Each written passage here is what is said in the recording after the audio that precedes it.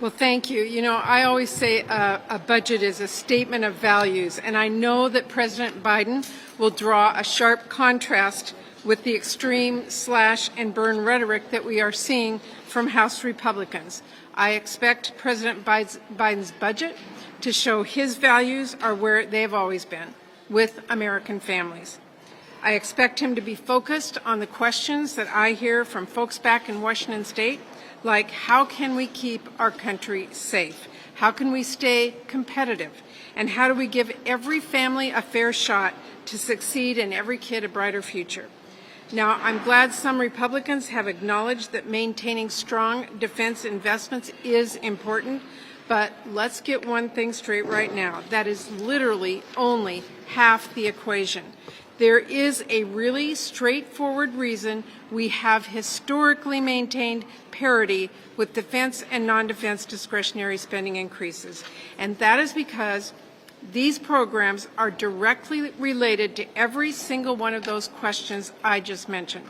I mean, ask any family if they feel safe and secure without knowing that they have clean drinking water, without being confident that their food and drugs are safe.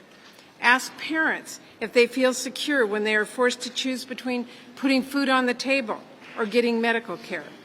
Ask people if they feel safe without firefighters or police officers in their communities or a well-staffed hospital nearby for an emergency.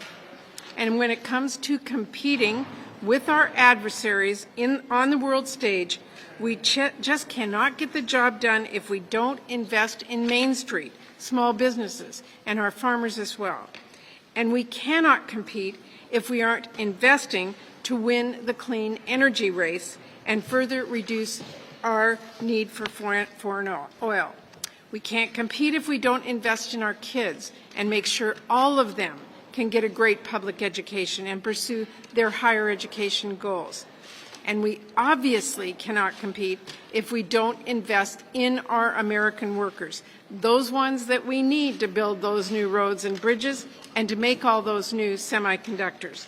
That means giving them a pathway to new careers and making sure they can afford homes where they work. And if I've said it once, I've said it a million times, that absolutely includes childcare. That newly paved road to that new manufacturing plant won't do working parents any good if they don't have reliable childcare. The bottom line, we all want a strong country, and that starts with having strong families and communities. And I'm sure the President's budget will show that.